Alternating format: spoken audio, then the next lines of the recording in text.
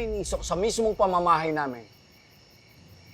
Sir Greg, Sir Paulo, nasa critical pong kondisyon yung kapatid ko. Kailangan na kailangan mo siyang operahan.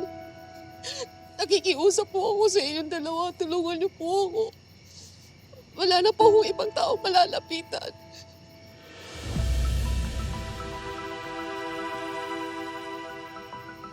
Dad, why don't we just help her?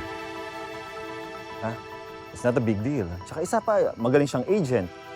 It's better to have her kaysa ma-pirate ng ibang company, di ba?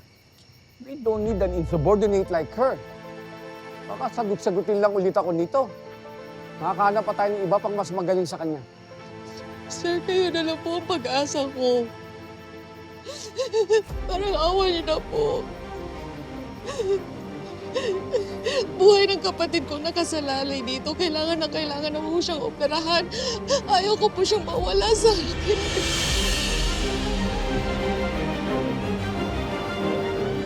Stop wasting my time, Miss Castillo.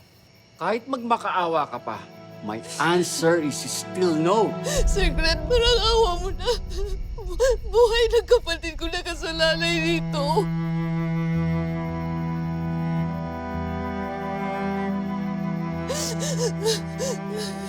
Tama na yan, ha?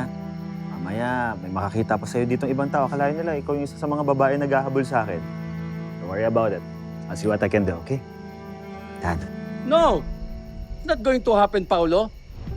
Kung gusto mo maging president ng company one day, hindi emosyon ang paiiralin mo. Baka abusuhin ka lang ng iba. Umalis ka na, Miss Castillo. Let this be your last warning. Kapag bumalik ka pa dito, papupulis na kita.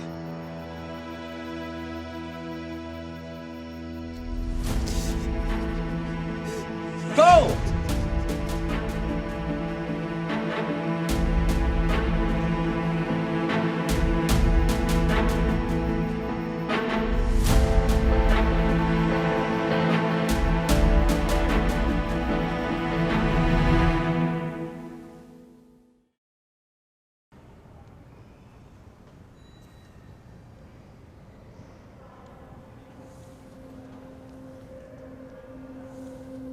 Ma, Marge, kamusta na yung lakad mo, anak?